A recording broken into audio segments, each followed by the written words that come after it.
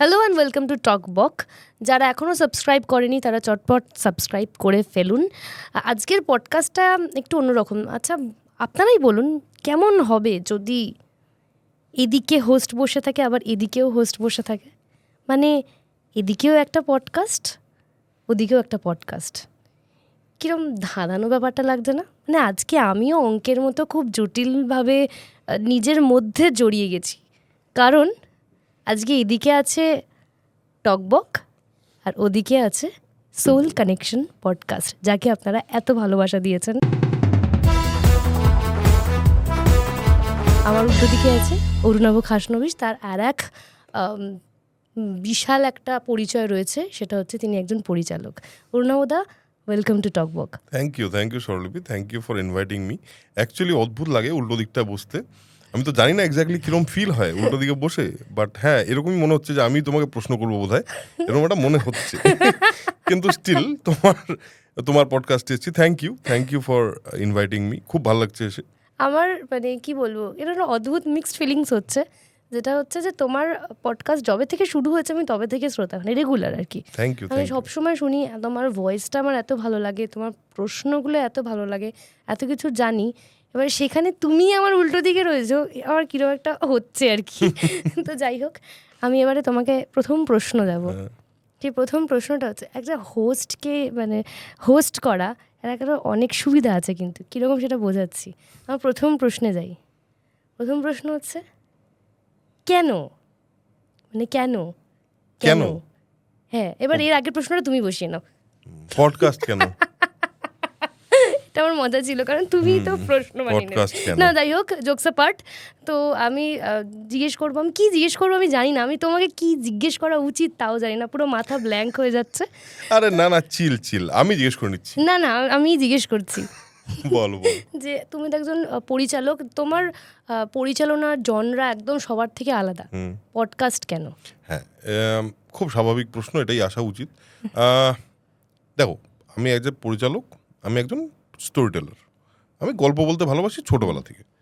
তো গল্প বলাটা আমার প্যাশনের মধ্যে পড়ে, এবং আমি সবসময় গল্প বলতে ভালোবাসি। যে কোনো আড্ডায় আমি চান্স পেলেই টুক করে একটা কোনো গল্প বলে দিই। বাইরে যদি বেরোই তাহলে সেখানে কোনো একটা গল্প কালেক্ট করে নিয়ে আসার টেন্ডেন্সি থাকে।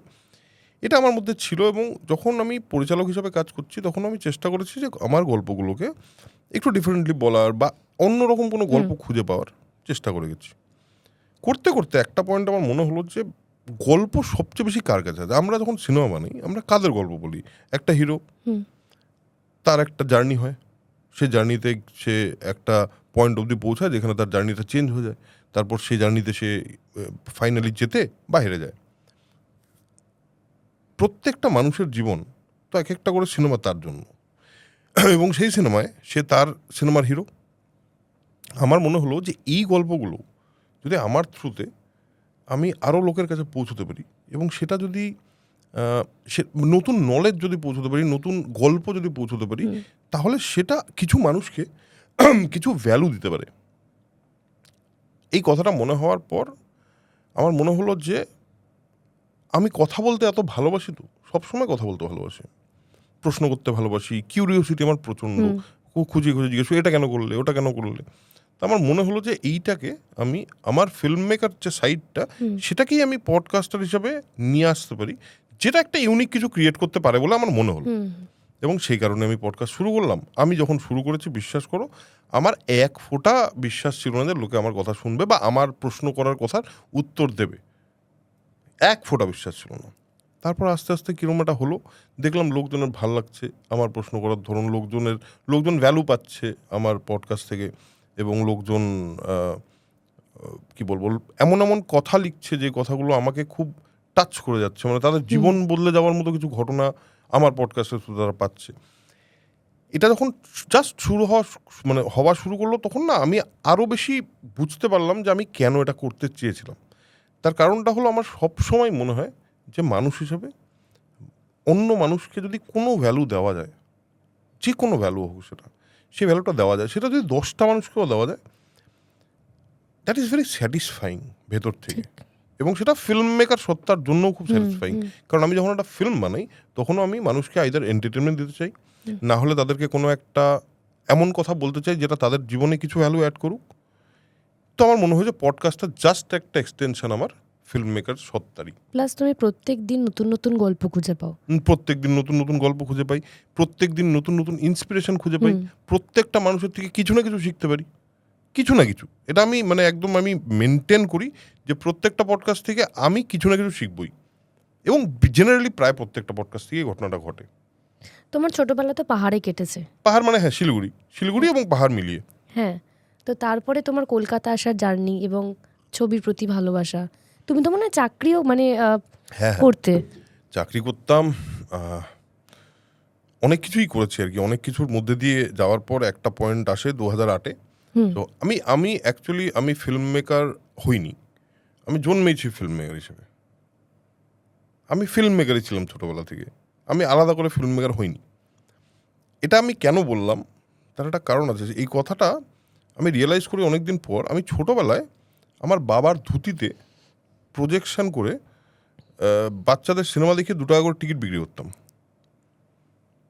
আমি এবং আমার মামা মিলে আমরা একটা প্রজেক্টর বানিয়েছিলাম। আচ্ছা, ঠিক আছে, তো সেইটা যখন আমার, এবং সেখানে কি হতো, সেখানে তো আমি রোল করতে পারতাম না, তো আমার কাছে ছোটো ছোটো একটা একটা ওই ফিল্ম কেটে কেটে নিয়ে আসতাম হল থেকে, যেগুলো ফেলে দিত সেগুলো নিয়ে আসতাম, নিয়ে কেটে কেটে লাগাতাম। বিভিন্ন সিনেমার বিভিন্ন রকম ক্লিপ হতো, তার তো কোনো সিকোয়েন্স নেই। আমি সবগুলোকে জুড়ে জুড়ে একটা গল্প বানাতাম এবং সেটা আমি পাশে বসে বসে বলতাম। ও ঠিক আছে, তো এইটা যখন ছোটবেলায় ছিল, তার মানে নিশ্চয়ই তারপর আমি ম্যাজিক দেখাতাম ছোটবেলায়। হ্যাঁ, আমার ম্যাজিশিয়ান হিসাবে একটা বেশ, সেই সময় অনেকে শোটাও করেছি আমি ম্যাজিকের। আচ্ছা, তো সেই সব ছিল আমার মধ্যে। প্লাস যে কোনো পয়েন্টে আমি কাউকে না কাউকে কোনো একটা গল্প বলে, সেটা মিথ্যে হতে পারে সত্যি হতে পারে, বলে আমি দেখতাম কনভিন্স হচ্ছে কিনা, মানে আমার কথাটা সত্যি মনে করছে কিনা। এবং যখন কনভিন্স হয়ে যেত সেদিন তো আমি মানে সাইকেলে করে যা বাড়ি ফিরতাম, ওফ, আনন্দই আলাদা ব্যাপারটাতে। তো এই গল্প বলার সত্যটা আমার চিরকাল ছিল। তার মাঝখানে আমি যখন শিলিগুড়িতে ছিলাম তখন আমি একটা নন ফিকশন শো হতো, সিসিএন বলে ওখানে একটা চ্যানেল ছিল, সেখানে আমরা একটা নন ফিকশন শো করতাম। আমি একদম অ্যাসিস্ট্যান্ট হিসেবেই কাজ করতাম ওখানে। আমরা করতাম হলো নন ফিকশন, এটা ওই ম্যাগাজিন টাইপের শো হয় না, ওরকম একটা শো করতাম। সেটাও আমার দারুণ আনন্দ হতো।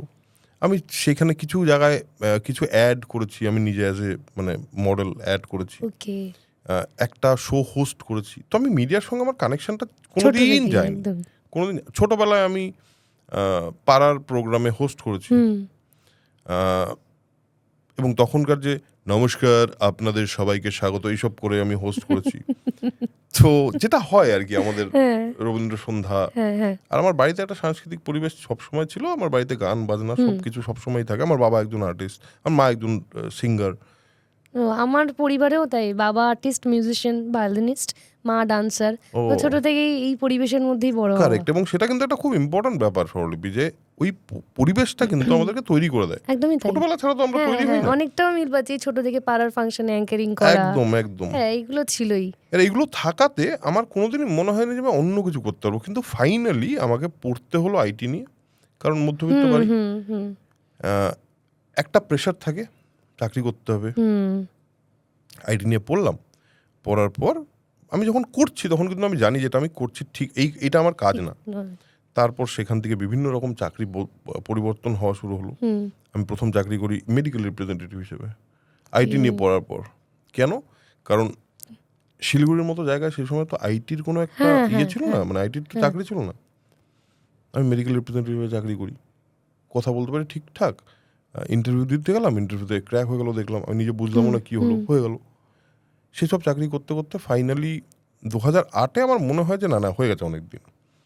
একদিন রাত্রিবেলা, এই ঘটনাটা খুব ইন্টারেস্টিং, একদিন রাত্রিবেলা আমি দাঁড়িয়ে আছি আমার বাড়ির বারান্দায়, বৃষ্টি হচ্ছে প্রবল, এবং বাঁ দিকে আমার তখন কি হচ্ছিল, তখন ওই নতুন সাদা লাইট আসছিল, এলইডি না, সাদা লাইট, বড় বড় ভেপার যে সাদা লাইট, সেই সাদা লাইট আসা শুরু হয়েছে। আমার ডান দিক বাঁ দিকে বাড়ির বারান্দা থেকে দুদিকে দুটো ভেপার লাইট ছিল, একটা ওয়ার্ম একটা কুল। আচ্ছা, দুটো ঠিক আমার বাড়ির সামনে এসে বৃষ্টিটার মধ্যে একটা বিউটিফুল ইমেজ ক্রিয়েট করেছে। ইমেজটা দেখছি, তখন আমি একটা সিনেমা দেখে জাস্ট বেরিয়েছি বারান্দায়, রাত্রি তখন 3টে বাজে।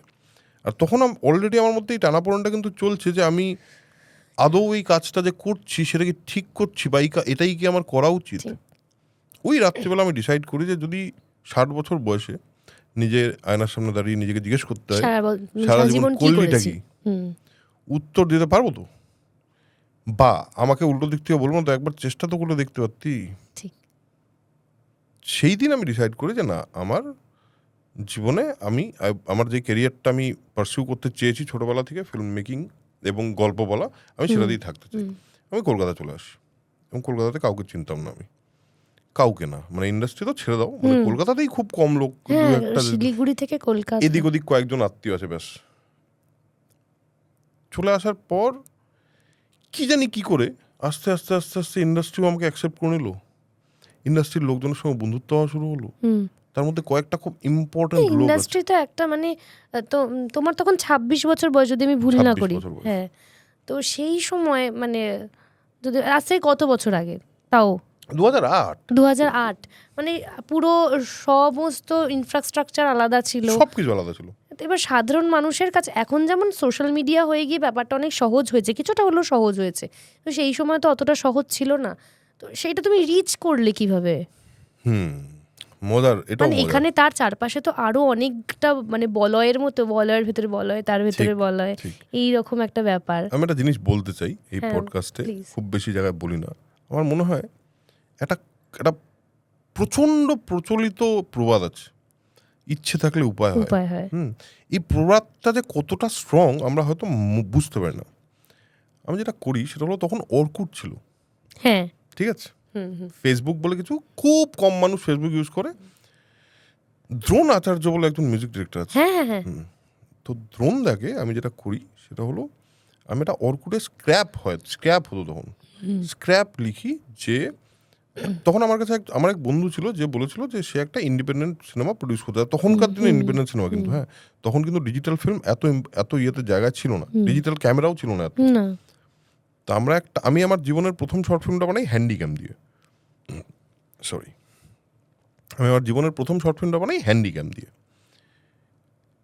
তারপর আমি কলকাতায় এসে যখন ও বললো যে চলো একটা সিনেমা বানাই, তো আমি ভাবছি সিনেমা তো বানাবো, কিন্তু আমি কার সঙ্গে বানাবো, কে কাজ করবে আমার সঙ্গে। তো দ্রোণদার সঙ্গে তার আগে আমার একবার শিলিগুড়িতে একটা পয়েন্টে আলাপ হয়েছিল। আমার মনে হলো দ্রোণদা আছে, দ্রোণদাকে বলি যে আমি একটা সেরকম সিনেমা বানাতে চাই।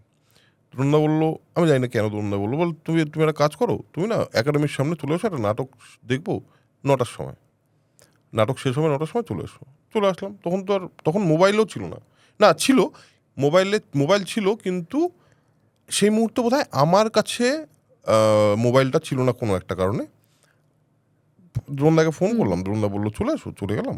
দ্রোণদা বললো এইটার জন্য, গল্পটা খুব ভালো। এটা কোন গল্পটা? একটা পুরোনো দিনের আমার একটা প্রথম গল্প আমার জীবনে। হ্যাঁ, তোমার তো ডেবিউ ছিল, নাম ভুলে যাচ্ছি, ভালোবাসা। ওটা একদমই আমার গল্প ছিল না, সেটাও আরেকটা গল্প। ও আচ্ছা আচ্ছা। ওটা একটা অন্য গল্প ছিল। হ্যাঁ, আমাকে দ্রোণ বললো যে তুমি একটা কাজ করো, তুমি রুদ্রর সঙ্গে দেখা করো। আমি বললাম যে আচ্ছা, করতেই পারি। রুদ্র নাম্বার দিল আমাকে, রুদ্রকে ফোন করলাম। রুদ্র বলল যে তুমি একটা কাজ করো, তুমি আমার কাছে সকাল 9টা থেকে, প্রত্যেক 2 দিন পর সকাল 9টা থেকে 10টা অবধি আমার একটা সময় আছে, চলে এসো। তাই বললাম ঠিক আছে, গেলাম। আর আমি না চিরকালই খুব কনফিডেন্ট, বুঝলে তো, আমার চিরকালই মনে হতো আমি অনেক বড়, তুমি বিরাট কেউ না। সব সময় আমার তাই মনে হতো, ছোটবেলা থেকেই মনে হয় এটা আমার, কেন জানি না। আর এটা কোনোদিনই ওভার কনফিডেন্সে যায়নি, অ্যারোগেন্সে যায়নি। একদমই না। মানে আমি তোমার পডকাস্ট আমি কাটলাম মাঝখানে, তোমার পডকাস্টটা আমার দেখতে ভালো লাগেই ওই জন্য। আমি সত্যি কথা বলছি, আমি না নিজের মধ্যে এটা অ্যাডাপ্ট করার ভীষণ চেষ্টা করি, হয়ে যাবে, মানে সত্যি চেষ্টা করি, হয়ে যায়, ওটা বিশ্বাস। যে কারণে আর 5টা পডকাস্টের থেকে আমার তোমার পডকাস্টটা শুনতে এত ভালো লাগে। আর 5টা আমি দেখি, আমি সব কটাই দেখি কীরকম হচ্ছে, একটু স্কিপ করে গেলাম, একটু এই করে গেলাম, বাট বিশ্বাস করো তোমারটা পুরো টান, মানে 2 ঘন্টা হলে সেটা 2 ঘন্টা, সেটা 1 ঘন্টা হলে 1 ঘন্টা, মানে ওই কনফিডেন্সটা আমাকে ভীষণ টানে। আমার যেহেতু এই প্রবলেমটা হয়, আজকে আমি এখানে বসে আছি, তুমি এখানে বসে আছো, মানে বাবা গো, আমার ঘাম দিচ্ছে। আরে না, ইটস নট অ্যাবাউট দ্যাট। কি বলতো, কনফিডেন্সটা না একটা প্রসেস। হ্যাঁ, এটা একটা প্রসেস, যে প্রসেসটা আস্তে আস্তে আস্তে আস্তে তোমাকে একটা পয়েন্টে নিয়ে যাবে, যেখানে তোমার আরেকটা মানুষের সঙ্গে কথা বলতে গিয়ে এটা মনে হবে যে এটাও তো আরেকটা মানুষই। তারও তো দুটো চোখ, একটা নাক, দুটো কান, একটা ঠোঁট আছে, সেও কথা বলতে পারে, সেও দেখতে পারে, সেও শুনতে পারে। হয়তো কিছু মানুষ এইটাও পারে না, কিন্তু তারা তো মানুষ, তারা তো অন্য কোনো যোগ মানে গ্রহ থেকে আসেনি। আমার সবসময় এটা মনে হতো, এবং সেই কারণে আমি রুদ্রর সঙ্গে যখন কথা বলতে যাই, সকাল 9টার সময় রুদ্র বাড়িতে পৌঁছাই, আমি একদম 9টার সময়। আমি চেষ্টা করি সবসময় টাইমে পৌঁছানোর, আজকে একটু দেরি হয়ে গেছে, সরি ফর দ্যাট। না আমি তো তোমাকে বললাম। তো এবার যাই হোক, আমি 9টার সময় পৌঁছাই, সেই মিটিংটা চলে সন্ধ্যে 6টা অবধি। ও বলেছিল ওর কাছে 2 ঘন্টা সময় আছে। তো আমি সেদিন বুঝতে পারি যে না, তাহলে আমি যেটা ভাবছি সেটা খুব একটা ভুল ভাবছি না, কারণ তখন রুদ্র কিন্তু রুদ্রনীল ঘোষ হয়ে গেছে, মানে ওর কিন্তু একটা তখন চ্যাপলিন হবে, হ্যাঁ, একটা ঠিকঠাক জায়গায় আছো। তারপর আমি ইন্ডাস্ট্রিতে আস্তে আস্তে রুদ্র বিভিন্ন লোকের সঙ্গে আমার পরিচয় করে দিতে থাকে। ও কোথাও একটা সম্ভাবনা দেখতে পেয়েছিল আমার জীবনে। রুদ্রর ভূমিকা প্রবল, মানে এই নিয়ে কোনো সন্দেহ নেই, এবং এটা স্বীকার করতে আমার কোনো অসুবিধা নেই। আমি চিরকাল স্বীকার করি যে ওর contribution towards my career is huge. তারপর নিজে আমি আস্তে আস্তে আরও মানুষের সঙ্গে পরিচিত হতে থাকি, এবং দেখতে থাকি সবারই আমাকে অ্যাকসেপ্ট করতে কোনো অসুবিধা হচ্ছে না, এবং হঠাৎ করে দেখি আমি ইন্ডাস্ট্রির সবার সঙ্গে পরিচিত, সবাই আমাকে চেনে, আমিও সবাইকে চিনি। আমি ইন্ডাস্ট্রির ভিতরে ঢুকে পড়লাম, এরকমভাবে ঢুকে পড়লাম। মানে কোথাও গিয়ে তোমার সেই অরাটা ভীষণভাবে কাজ করেছিল, যেটা তুমি যেটাকে বলছো কনফিডেন্স, কনভিকশন, জানো তো, এটা হলো কনভিকশন, বিশ্বাস নিজের প্রতি। আমি যেটা করছি না সেটা ঠিক করছি, ঠিক। আর যেটা আমি করতে পারবো না সেটা নিয়ে বিশ্বাস করে লাভ নেই। সেটা বুঝতে পারে লোকে উল্টো দিকের, যে তুমি কি আদৌ তোমার মধ্যে সেই বিশ্বাসটা আছে কি নেই। আমাকে অনেক ফিল্ম মেকাররা জিজ্ঞেস করে, দাদা অনেকদিন ধরে চেষ্টা করছি, কিছুই তো হচ্ছে না, কিভাবে করবো। বললাম, যদি হচ্ছে না তাহলে অন্যের দোষ দিও না, দোষটা তোমার। রেসপন্সিবিলিটিটা নাও, যে এটা ওন করো, যে অ্যাকাউন্টেবিলিটি বলে একটা কথা আছে, নিজের কাছে ওই অ্যাকাউন্টেবিলিটিটা থাকা খুব দরকার, যে আমার যদি না হয় সেটা আমার জন্য হয়নি, একদমই তাই। কারো এটা হতে পারে না, কারোর জন্য কেউ আমাকে। আমি এতদিন অনেকগুলো কাজ করেছি, যখন আমি সত্যি মন থেকে চেয়েছি কিছু একটা করবো, তখন কিন্তু সেটা ঘটেছে। বহুদিন তুমি অ্যাসিস্টও করেছো। বহুদিন আমি অ্যাসিস্ট করেছি, অ্যাসিস্ট করে আমি অ্যাসোসিয়েট হিসেবে কাজ মানে করেছি, অ্যাসোসিয়েট হিসেবে কাজ করেছো, হ্যাঁ। এবং আমি একটা পয়েন্টের পর 2010-এ যখন ভালোবাসা অফরোডে বানাই, সিনেমাটা ওয়ার্ক করে না, একদমই ওয়ার্ক করে না। আমার মনে হয় যে আমার একটু সময় দরকার। আমার মনে হয় যে আমি যেটা বলতে চাইছি, যেভাবে বলেছি, সেটা লোকের সঙ্গে কানেক্ট করেনি, সামহাও মানুষের সঙ্গে কানেক্ট করেনি। কিছু মানুষ বলেছে তাদের খুব ভালো লেগেছে, বাট আমার পার্সোনালি মনে হয়েছে যে কানেক্ট করেনি। তারপর আমি ওই সময়টা নিই যে আমি আরও অন্যান্য ফ্লোরে থেকে আরও ওনারশিপ নিয়ে, আরও বুঝে, আরও ক্রাফটার ভেতরে ঢুকে, এবং তখন আমার মনে হয় যে ইটস এ লং জার্নি। এটা আজকে এলাম, আজকে একটা সিনেমা বানালাম, সেটা হিট হয়ে গেল, হয়তো সবার জন্য সবার গল্পটা এরকম না, ঠিক। তো সেই কারণে তারপর আস্তে আস্তে আস্তে আস্তে চলতে থাকে।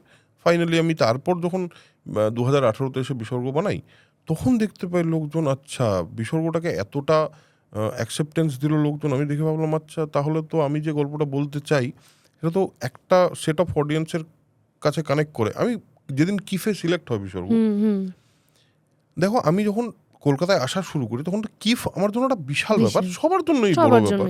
কিফ চিরকাল একটা কলকাতা ইন্টারন্যাশনাল ফিল্ম ফেস্টিভ্যাল, বিরাট ব্যাপার। সেখানে আমার একটা ফিচার ফিল্ম সিলেক্ট হয়েছে, ব্যাপারটা না আমার জন্য খুব একটা অদ্ভুত এক্সপিরিয়েন্স ছিল। আমি যেদিন কিফে ঢুকি ডেলিগেট কার্ড নিয়ে, স্পেশাল ডেলিগেট কার্ডটা নিয়ে, তার আগে তো ডেলিগেট কার্ডের জন্য লাইন দিতাম,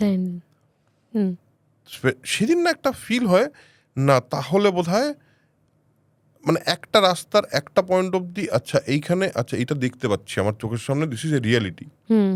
এবং তারপর দেখলাম বিসর্গ শেষ হলো, একটা স্ট্যান্ডিং ওভেশন পেলাম পুরো ক্রাউডের। আমি বললাম, এটা আচ্ছা, এটা সত্যি, এটা হচ্ছে, এবং সেটা রবীন্দ্র সদনের মতো একটা হলে প্রজেক্ট করা হচ্ছে। তো এটা অনুভূতিটা একটা অদ্ভুত অনুভূতি। তোমার তো মানে তুমি যেভাবে গল্প বলো, সেটা আর 5টা পরিচালকের গল্প বলার থেকে একদম আলাদা। আর মানে আর 5টা পরিচালক এভাবেই বলছি, কারণ তারা যেভাবে সিনেমা বানায় বা ভাবে, তোমার ভাবনাটা সম্পূর্ণভাবে আলাদা। তো সেইখানে তুমি কিভাবে কানেক্ট করো যে দর্শক কোনটা চায়? কারণ কেন বলছি, কারণ আমরা দর্শকের নামে অনেক কিছু চাপিয়ে দিই, যে দর্শক এটা চাইছে, দর্শকের জন্য আমাকে এটা রাখতে হচ্ছে। বিভিন্ন জায়গায় ওটিটি বলি বা আদার্স ফিচার্স ফিল্ম বলি, যা যা হচ্ছে বাংলায়, সেখানে দর্শকের ওপরেই চাপিয়ে দেওয়া হয়। তো তো সেইখানে তোমার আর একটা ছবি আমার যেটা মানে অদ্ভুত লেগেছিল, লালাবাই একজন রাইটারের ব্লকেজ নিয়ে যেভাবে তুমি ওটাকে পোর্ট্রে করেছিলে, মানে এই ধরনের যে ছবিগুলো, মানে সেটা কোথাও গিয়ে কোথাও একটু সারিয়াল, হ্যাঁ অন্যরকম, সেটা তোমার মানে তুমি কিভাবে বুঝেছিলে যেটা দর্শক ভীষণভাবে কানেক্ট করে নেবে, আচ্ছা, যেখানে আর 5টা পরিচালকের হয়তো বুঝতেই পারে না, যে কারণে আমাদের বলতে হয় বাংলা ছবির পাশে দাঁড়ান? দেখো অনেকটা সময় কাটালাম ইন্ডাস্ট্রিতে as a storyteller, as a filmmaker, অনেক দিন, অনেকটা সময়, অনেকটা জার্নি পার করলাম। পার করে একটা পয়েন্টে সেটা বুঝতে পেরেছি যে দর্শকের কি ভাল লাগবে এটা ভাবার দায়িত্ব ডিরেক্টরের না। ঠিক আছে, কেন? তার কারণটা কি? তার কারণ না দর্শকের দায় আছে, না ডিরেক্টরের দায় আছে। দায় আছে হলো ওই যে পার্টিকুলার একটা প্রজেক্ট বা প্রোডাক্ট তৈরি হচ্ছে, একটা ফিল্ম তৈরি হচ্ছে, ওই ফিল্মটা না একটা প্রাণ হয়, ফিল্মের একটা নিজস্ব আমার মনে হয় লাইফ হয়। যে কোনো মানুষ যদি খুব অনেস্টলি একটা গল্প বলার চেষ্টা করে, যে গল্পটা তার পার্সোনালি প্রচণ্ড পছন্দ, সে দর্শক হিসেবে ওই গল্পটা দেখতে অতটাই পছন্দ করবে যতটা সে অন্যান্য সিনেমা দেখতে পছন্দ করে। ওই অবধি পৌঁছালে সে গল্পটা মানুষকে কানেক্ট করবে। আমাদের ট্যারেন্টিনো একটি কথা বলেছিল যে যদি লেখার হয় গল্প, কোনো স্ক্রিপ্ট লেখার হয়, তাহলে তুমি আর কারো কথা মাথায় রেখে লিখো না, একজনের কথা মাথায় রেখে লিখো, সেটা হলো তুমি। কারণ আলটিমেটলি তাহলে তোমার যদি দারুণ লাগে, তাহলে এই জিনিসটা মাথায় রাখতে হবে যে কারো ভালো না লাগতে পারে, একজন মানুষ আছে তো দারুণ লাগে এই সিনেমাটা, ও তো থেকে যাবে। তো আমার মনে হয় যে দর্শক আর ফিল্ম মেকারের মধ্যে গ্যাপটা, আমাদের মধ্যে তো দর্শকও আছে, আমার মধ্যে ফিল্ম মেকারও আছে, আমি তো সিনেমার লাভার, তাই জন্যই আমি সিনেমা বানাই। আমি যদি সিনেমার লাভার হয়ে আমার নিজের সিনেমাকে অতটাই পছন্দ করতে পারি যতটা একটা অন্য সিনেমাকে পছন্দ করতে পারি, তখনই ওটা দর্শকের সঙ্গে কানেক্ট করে বলে আমার মনে হয়। যে আমি নিজে বারবার দেখার পরেও মনে হয় এই জায়গাটা না হয়ে গেছে, এটা আমি করিনি, ঠিক এই ফিলিংটা যদি হয় তখন ওটা দর্শকের সঙ্গে কানেক্ট করে।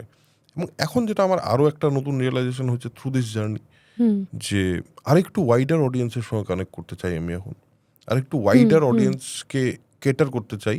তার কারণ আমার মধ্যে ওই ওয়াইডার অডিয়েন্সের পার্টটাও আছে, যে নাকি শাহরুখ খানের সিনেমা দেখে দারুণ লাফাতো, যে নাকি সিটি বাজাতো।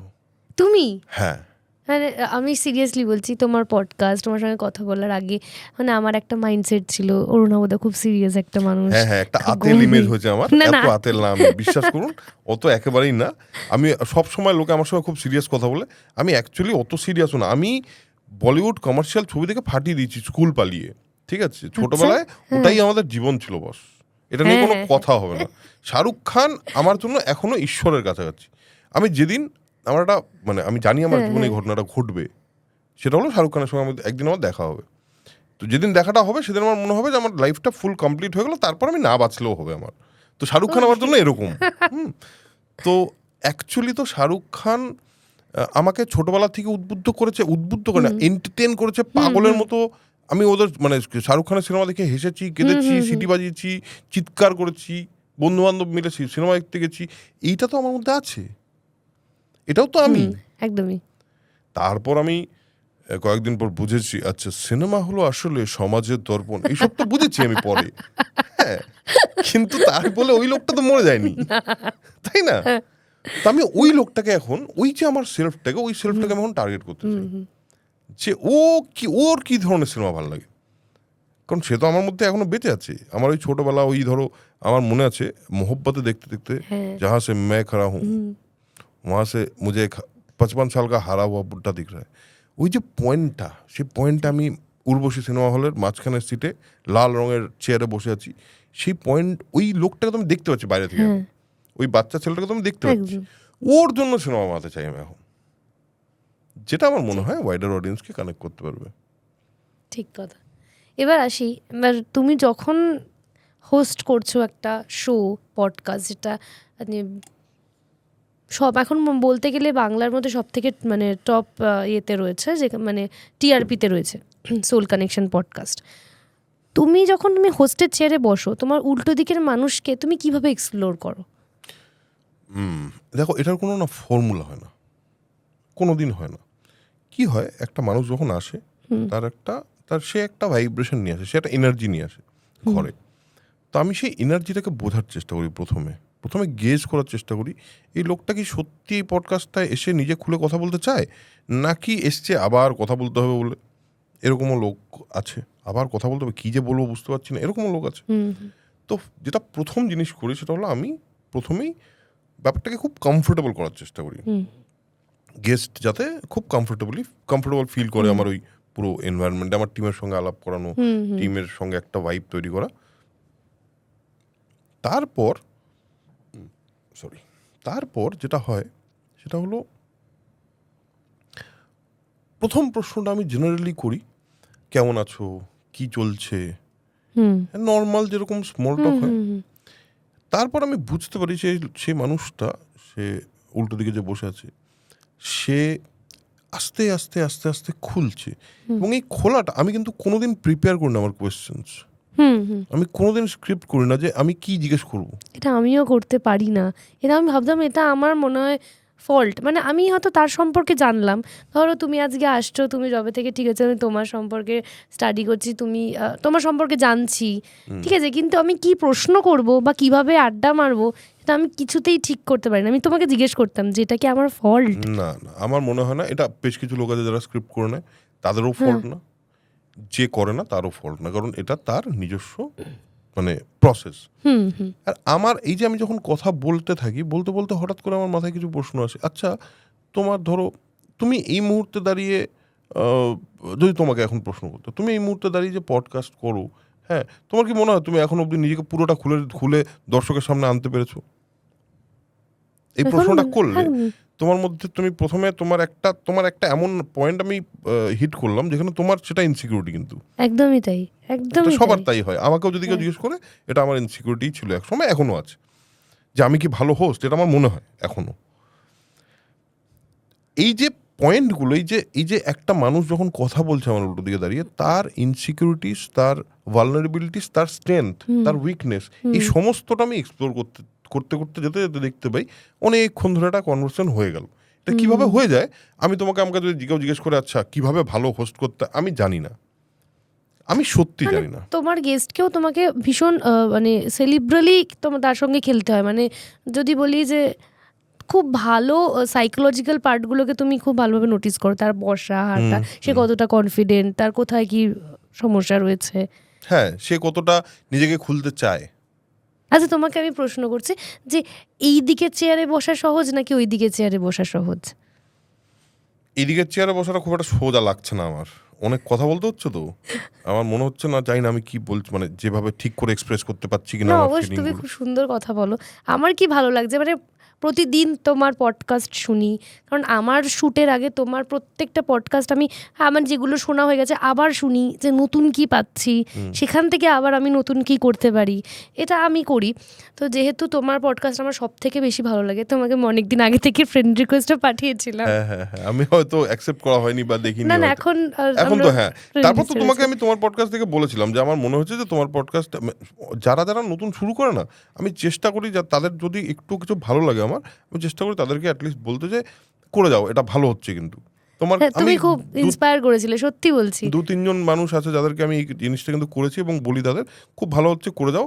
এবং this is a long journey, এই জার্নিটা খুব লং, কনসিস্টেন্টলি করে যাও, দারুণ মজা পাবে কিন্তু। হ্যাঁ, এটা আস্তে আস্তে মজাটা খুঁজে পাচ্ছি। একদম। কারণ তোমার সম্পর্কে জানার অনেক দিনের ইচ্ছা ছিল, এবার আমি প্রচুর ইউটিউব ঘেটেছি, অনেক কিছু ঘুরেছি, আমি শুধু সোল কানেকশন তোমাকে এই চেয়ারটাতেই বসে দেখতে পেয়েছি। এবার তোমার সম্পর্কে জানার যে ইচ্ছেটা, সেটা আজকে সত্যি, মানে আমি জানি না মানে কতটা কি করতে পারবো বা কতটা যেটা তুমি এইমাত্র বললে যে তুমি কি অডিয়েন্সের কাছে পুরোটা নিজেকে খুলতে পেরেছো, একদমই নয়। সেটাই যে চেষ্টা চলছে এটা আর আস্তে কি। আস্তে আস্তে আস্তে তৈরি হয়ে যাবে, আস্তে আস্তে আস্তে আস্তে দেখবে তুমি খুব কমফোর্টেবল হয়ে গেছো এই তোমার আর আশপাশের পুরো বিষয়টার সঙ্গে। তোমার কাছে ম্যাটার করছে না কেউ বসে আছে কিনা উল্টো দিকে, তুমি আর সেই মানুষটা একটা পার্টিকুলার এনার্জিতে কানেক্ট করছো, ঠিক তাই। সেখানে তোমার আর কিছু ম্যাটার করছে না, না ক্যামেরা না কিছু। যখন যখন এই জিনিসগুলো ঘটে তখন পডকাস্ট, আমার ক্ষেত্রে আমি দেখেছি পডকাস্ট বেটার হয়, সেটা মানুষেরও ভালো লাগে। এবং ফাইনালি পুরো হ্যাঁ, এপিসোড, এটা আমিও দেখলাম যে পডকাস্ট আমি টু মাচ কনফিডেন্ট, মানে আমি তার সম্পর্কে অনেকটাই জানি, হ্যাঁ তার সঙ্গে যেভাবে আমি কথা বললাম সেটা অনেক বেশি কানেক্ট হয়েছে। রাইট, একদমই তাই। রাইট, এটাই হয়। এবং ব্যাপারটা আসলে জীবনটা না খুব সোজা, পৃথিবীর সব কিছু খুব সোজা অ্যাকচুয়ালি, আমরা খুব জটিল করে দেখি সব কিছুকে, জানো তো। ব্যাপারটা সোজা, তোমার ভাল লাগলে সবার ভালো লাগবে, ভালো লাগবে। তোমার ভালো না লাগলে কারো ভালো লাগবে না।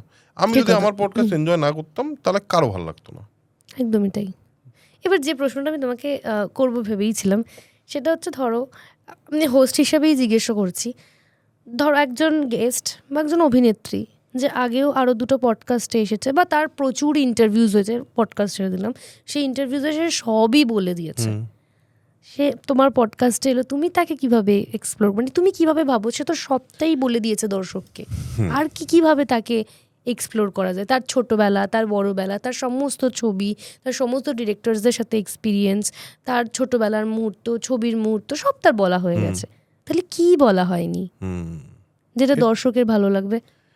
দেখো, আমার মনে হয় এটা না খুব ইম্পর্ট্যান্ট একটা প্রশ্ন, কারণ এটা এখন তো প্রচুর মানুষ পডকাস্ট করছে। পডকাস্টে আর ইন্টারভিউর মধ্যে একটা ডিফারেন্স আছে। বাঙালিরা আড্ডা মারতে খুব ভালোবাসে চিরকাল, এবং আজকের দিনে পডকাস্ট এত পপুলার কেন, এটা প্রথমে এটা দিয়ে শুরু করে তারপর তোমার প্রশ্নটা একদম একদম। আমার মনে হয় মানুষের মধ্যে কনভারসেশন কমে গেছে, মানুষ একে অপরের সঙ্গে কথা বলে না, খুব কম বলে। এবার ধরো তুমি বসে কথা বলছি, দর্শক কিন্তু ভাবছে তারাও আমাদের সঙ্গে বসে আড্ডা মারছে, ঠিক, তোমার পাশে বসে আমার সঙ্গে কথা বলছে, বা আমার পডকাস্টের ক্ষেত্রে আমার পাশে বসে গেস্টের সঙ্গে কথা বলছে। হ্যাঁ হ্যাঁ, এটা কিন্তু সত্যি ফিল হয়, তোমার পডকাস্টে অন্তত হয়।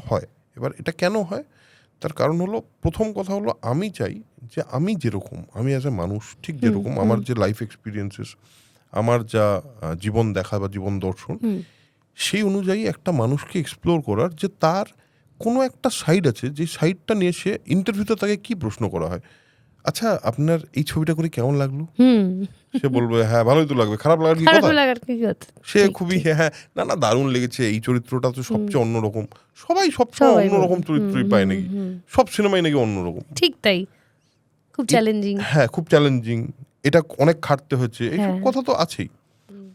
এই প্রশ্নগুলোর উত্তর দিতে দিতে এই মানুষগুলো বোর হয়ে গেছে, ঠিক। এবং যখন তারা এমন একজনের কাছে আসে যে সত্যি সত্যি তাকে জানতে চায়, মানে সে জেনুইনলি, আমি যেমন খুব জেনুইনলি আরেকটা মানুষকে জানতে চাই যে তুমি অ্যাকচুয়ালি কি ভাবো, তোমার ভেতরে কি চলে, আর্টিস্ট হিসাবে তোমার ভাবনা, তোমার রিয়েলাইজেশনে কি পরিবর্তন হয়েছে, কি চেঞ্জ হচ্ছে, এটা তো সবার এক হবে না, প্রত্যেকটা মানুষের আলাদা আলাদা হবে। এই কথাটা যখন শুরু হয় তখন সেই মানুষগুলো প্রত্যেকে আস্তে আস্তে আস্তে আস্তে নিজেকে আমার সামনে খুলতে শুরু করে, এবং তারপর একটা কনভারসেশন ক্রিয়েট হয়ে যায়। এবং আমার পডকাস্টে এমন এমন কথা বলেছে লোকজন যেটা তারা কোথাও বলেনি, কখনো বলেনি, এবং বলেও যে এরকম কথা আমি কোনোদিন বলিনি, আমি জানি না কি বললাম কি হলো, বাট এরকম কথা কোনোদিন বলিনি। যেমন সোহিনীর একটা পডকাস্ট আছে, আমার এপিসোড আছে, সোহিনী যেভাবে ওর সমাজকেও কিভাবে দেখে, যেভাবে বলেছে, সেটা ওয়াজ ভেরি, মানে কি বলবো, ভেরি বোল্ড, ভেরি স্ট্রং। এইটা সামহাও ওর মনে হয়েছে আমাকে বলা যায়। তো তার মানে অ্যাজ এ হোস্ট আমি যখন একজন গেস্টের উল্টো দিকে বসছি, প্রথম কথা তো আমাকে প্রত্যেকটা কথা তার প্রচণ্ড মন দিয়ে শুনতে হয়। ঠিক তাই। এটাকে ওই সেই টার্মে অ্যাক্টিভ লিসনিং বলে। আমি শুনছি, আমি এটা ভাবছি না যে পরবর্তী প্রশ্ন কি করব, ভাবছি না, কিন্তু আমি শুনে নিচ্ছি। শুনে নেওয়ার পর যখন প্রশ্নটা শেষ হলো, তারপর আমার মনে হলো আচ্ছা তোমার এইটা হলো ভাবনা, তাহলে তোমার এই ব্যাপারটা সম্পর্কে অটোমেটিক্যালি যেভাবে আমরা আড্ডায় বসি বা যেভাবে কথা বলি সেটা অটোমেটিক্যালি তোমার মধ্যে অটোমেটিক্যালি হয়ে যায়। এবার সেই কনভারসেশনটা কি করে আলাদা করব তার এক্সট্রা প্রেশার আমি নিই না, যদি নিতে যাই তাহলে সেটার কোনো শেষ নেই। ঠিক তাই। এবার আমি একটা কথা বলি, যে কোনো আর্টিস্ট, সে যে প্রফেশনেই হোক না কেন, তুমি একজন পরিচালক, তোমার একটা জায়গা অলরেডি তৈরি হয়ে আছে, সে তোমার সামনে যতটা না ওপেন হবে, আমি একজন নতুন হোস্ট, আমার নতুন পডকাস্ট, নতুন অভিনেত্রী, সেখানে তো সে আমার কাছে ততটা ওপেন হবে না, বা সেই কমফর্ট জোনটা সে দিতে চাইবে না, ঠিক রাদার বলবো। তো সেই ক্ষেত্রে কি হতে পারে? তুমি একটা আলাদা মানুষ, আমি একটা আলাদা মানুষ, অবশ্যই, তাই তো? তুমি তোমার জায়গা থেকে তোমার জার্নিটা এখনো অনেকটা, আমার জার্নি, সবার জার্নি বাকি থাকে। তো তুমি জার্নির একটা পয়েন্ট অব্দি এসে দাঁড়িয়ে আছো, মানে সবে শুরু করেছি, একটা পয়েন্ট অব্দি এসে দাঁড়িয়ে আছো, এখান থেকে তোমার জার্নিটা শুরু হবে। শুরু হচ্ছে। তুমি যদি জেনুইনলি আরেকটা লোকের থেকে কিছু জানতে চাও, জেনুইনলি যে সত্যি আমি না তোমার কাছ থেকে আইদার শিখতে চাই না হলে জানতে চাই, আমার কিউরিওসিটিটা পডকাস্টে কত লোক দেখবে সেটা নয়, আমার কিউরিওসিটিটা জেনুইনলি তোমাকে জানার। এটা যদি তুমি কাউকে বোঝাতে পারো, সেই লোকটা তোমাকে, যে তার ধরো তোমার থেকে বয়সে বড়, সে কিন্তু তোমাকে ভালোবেসে কথা বলে নেবে, কারণ তোমার জায়গাটা আলাদা জায়গা। হ্যাঁ, তবে অনেকেই বলেছেন, এটাও ঠিক। তোমার পয়েন্ট থেকে তুমি যে প্রশ্নটা করছো, আমার পয়েন্ট থেকে আমি যে প্রশ্নটা করছি, দুটো আলাদাই হবে। কারণ সেই কারণেই তো পডকাস্টের হোস্ট খুব ইম্পর্টেন্ট, যে তুমি কি এনার্জিটা নিয়ে, এনার্জিটা এই মানে পার্টিকুলার এপিসোডে নিয়ে আসছো, এবং সেখানে তারা কমফোর্টেবল নাও হতে পারে। তারা কমফোর্টেবল মানে তোমাকে সেই কমফোর্টটা নাও দিতে পারে, কিন্তু তুমি যদি জেনুইনলি জানতে চাও যে দিদি আমি না সত্যি জানতে চাই তুমি কি করে অ্যাক্টিং করো, আমি বুঝতে পারছি না আমি কি করে অ্যাক্টিং করি, ধরো কোনো বড় অভিনেত্রীর কাছে, এটা যদি সত্যি জানতে চাও না তুমি, সে না বলে দেবে, জানো তো। ঠিক তাই। তো এইটা ইজ ইম্পর্টেন্ট। ওরকম কমফর্ট কেউ আলাদা করে দেয় না, ওটা নিজে নিয়ে নিতে মানে হয়। সেই ভাইবসটা, মানে আদান প্রদান যে ভাইবস, সেখানেই সমস্যার সমাধান হয়। একদম একদম। এবার বলি তোমার, আবার তোমার ছবির কাছে যাই। তোমার ছবিগুলো দেখেছি, তোমার যে কটা ছবি দেখেছি, সেখান থেকে তোমার কাছে আমার একটা প্রশ্ন আছে। আমাদের সাবকনসিয়াস মাইন্ড, আমাদের সাবকনসিয়াস মাইন্ড কতটা পাওয়ারফুল? দেখো, পাওয়ারফুল বলতে ওটাই তো সব।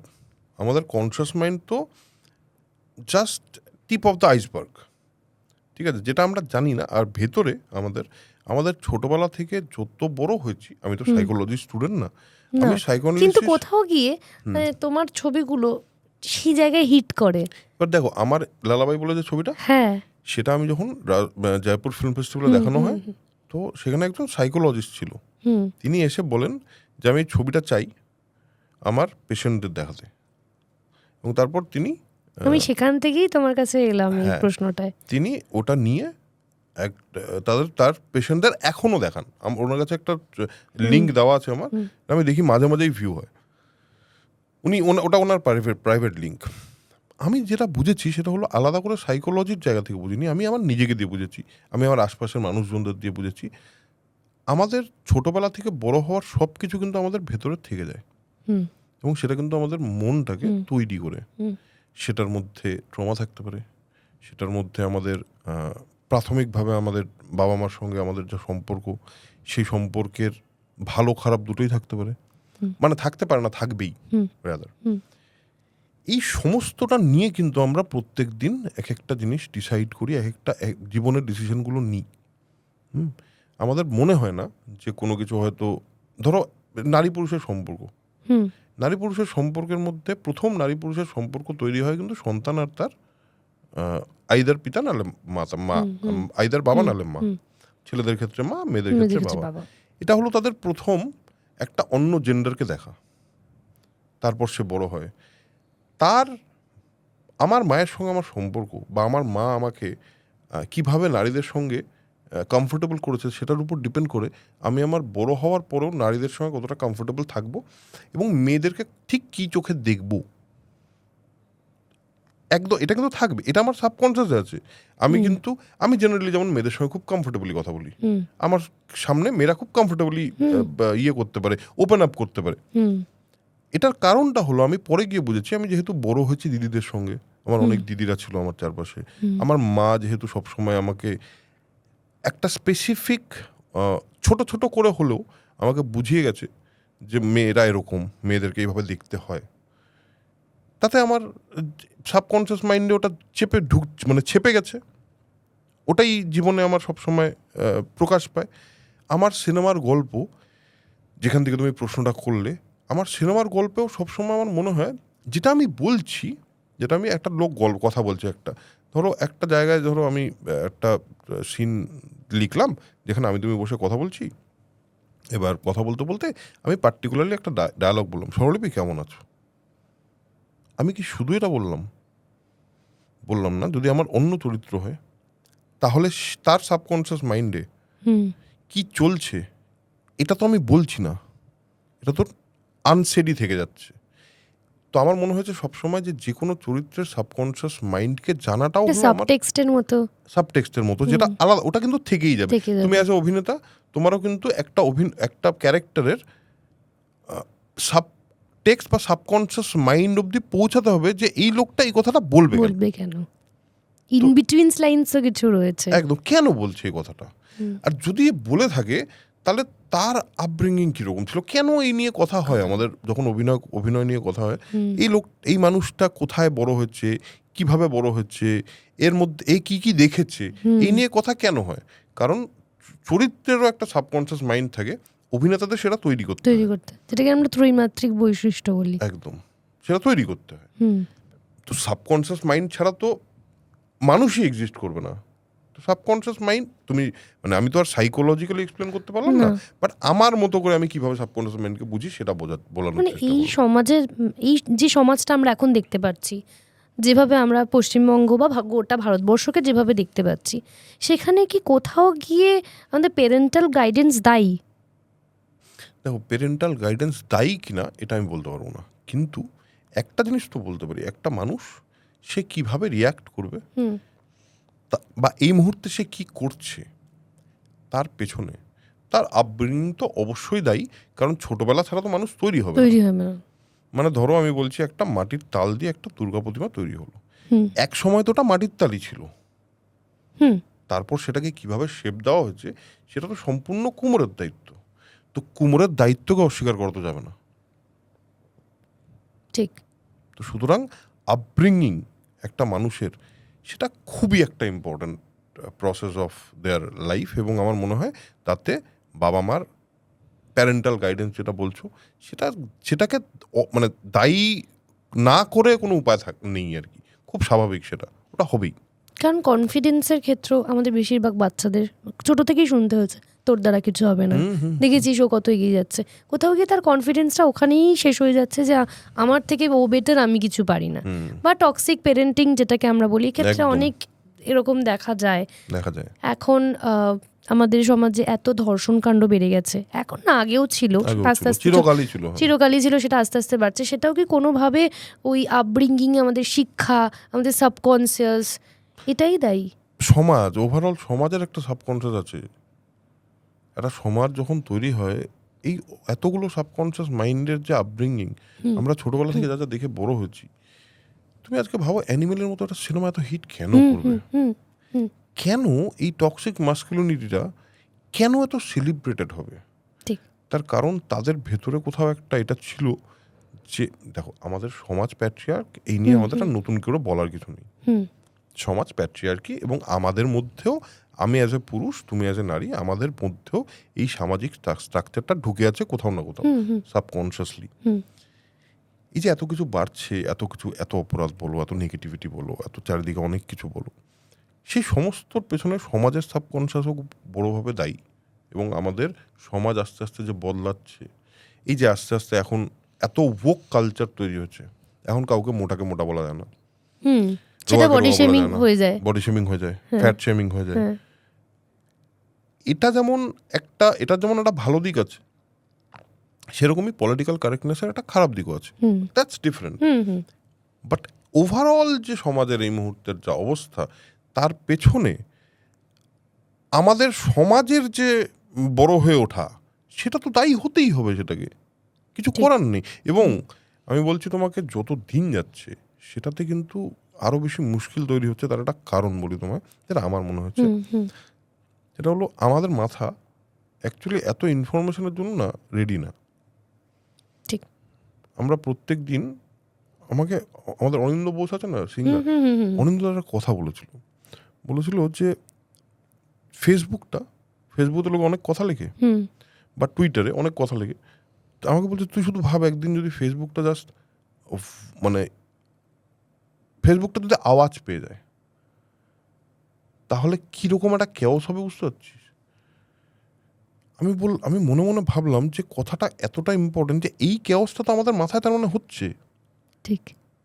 আমরা এত জিনিস দেখছি, এত ইনফরমেশন প্রত্যেকদিন মানে প্রসেস করছি। ইনস্টাগ্রামে 10টা লোকের 10টা ছবি, 5টা লোকের 5টা স্টোরি, মানে 50টা লোকের 50টা স্টোরি, এই তো দেখতেই থাকি আমরা। এতগুলো জিনিস তো আমাদের মাথায় ঢুকছে, তার মানে এগুলোকে প্রসেস করতে পারছি কি আমরা?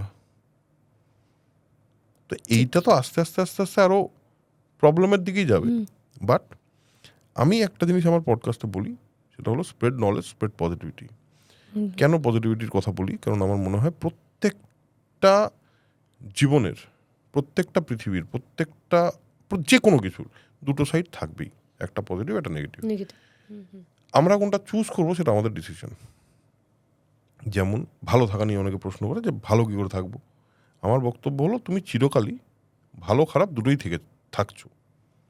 তুমি কি চুজ করছো তার উপর ডিপেন্ড করছো তুমি ভালো আছো কি নেই। মানে তো কেউ কি বলতে পারবে যে তার জীবনে সব ভালো হচ্ছে? বলতে পারবে না। কেউ কি এটা বলতে পারবে তার জীবনে সব খারাপ হচ্ছে? পারবে না।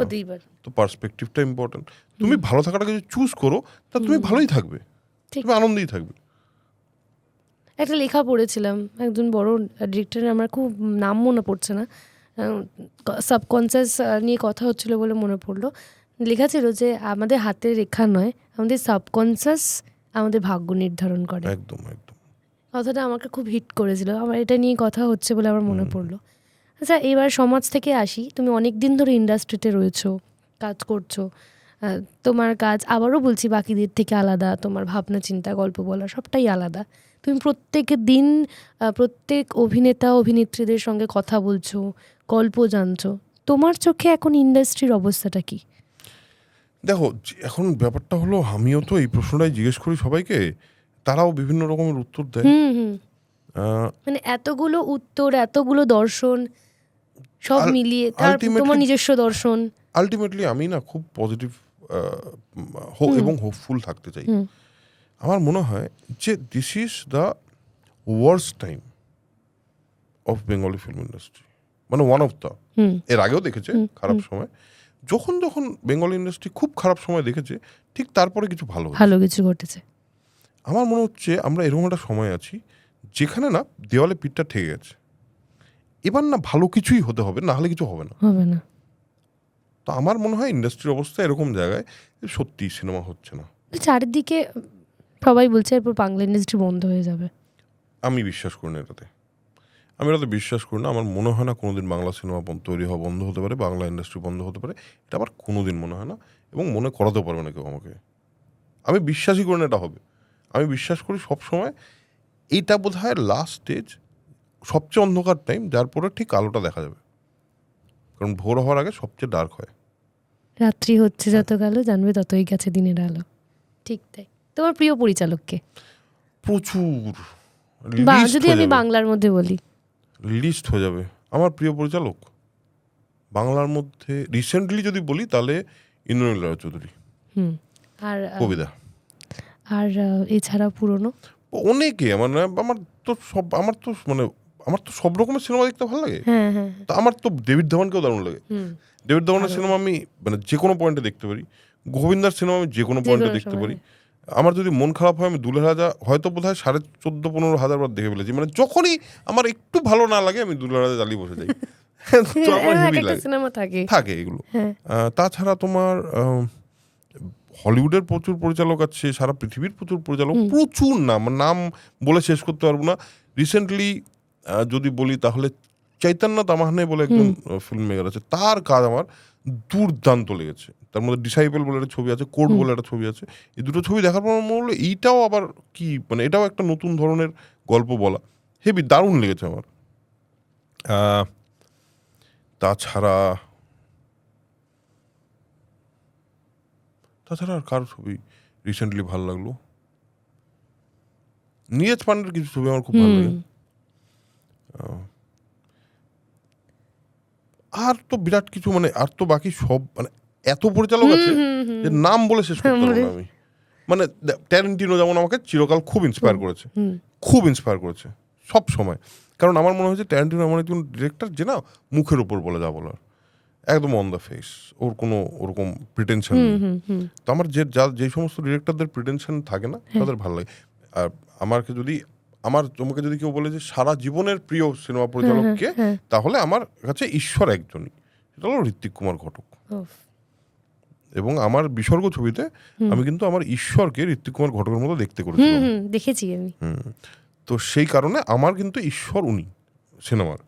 কারণ বাকি সমস্ত পরিচালকরা একরকম সিনেমা করতো, ঠিক। আর উনি আরেকটা জিনিস করতেন যেটা না হুম, এখনো অবধি আমরা বুঝে উঠতে পারিনি। ঠিক তাই। ভবিষ্যতে হয়তো বুঝে উঠতে পারবো। সত্যজিৎ রায় না ঋত্বিক ঘটক এইসব ডিবেট, ফালতু না ডিবেট, না এটার না কোনো যাচ্ছি মানে না। নেই। না, এটার কোনো মানেও ওনারা নেই। তিনজন ট্রাইপড আমাদের সিনেমার। এটার কোনো মানেও নেই। এই ডিবেটগুলোর কোনো মানে হয় না। তিনটে জনারই একদম আলাদা। একদম। কিন্তু ঋত্বিক কুমার ঘটক আমাকে সবচেয়ে বেশি টাচ করেছে। মানে কিছু কিছু সিনস আমার মনে, আমি মানে সবসময় আমার মনে হয় আমাকে খুবই এফেক্ট করে। সেটা হলো সুবর্ণরেখা। সুবর্ণরেখায় একটি সিন আছে যেখানে একটা কাগজ একটা ফার্নেসে দিয়ে দেওয়া হয়, যখন ওর দাদা খবর পায় ফার্নেসে দিয়ে দেয়। তারপর ডিসলভটা হলো ডে টু নাইট, বৃষ্টি পড়ছে, মাধবী মুখার্জি গান গাইছেন। সেই সময় এই ডিসলভ বা এই ধরনের ট্রানজিশন যে করা যায় জাস্ট ভাবা যায় না। মানে আনইম্যাজিনেবল একটা ঘটনা, এবং সেই সব দেখে আমি খুব ভেতর থেকে মুভড হয়েছি। আমার সিনেমায় তার কিছু না কিছু প্রভাব তো নিশ্চয়ই আছে।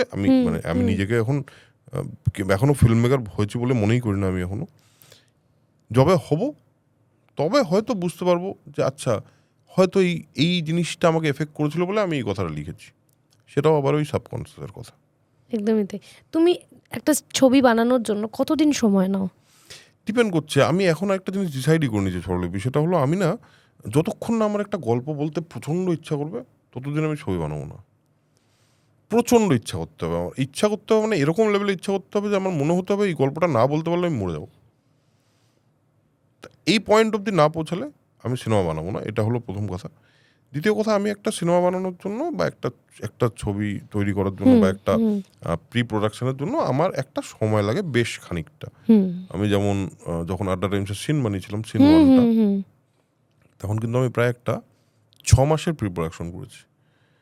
আমি যে নেক্সট ছবিটা বানানোর প্ল্যান করছি সেটা জানতে পারবেন কিছুদিনের মধ্যেই কি ছবি। নেক্সট ছবিটার জন্য আমার সঙ্গে যখন কথা হচ্ছে আমি বলেইছি যে আমার অ্যাটলিস্ট একটা 6 মাসের টাইম লাগবে।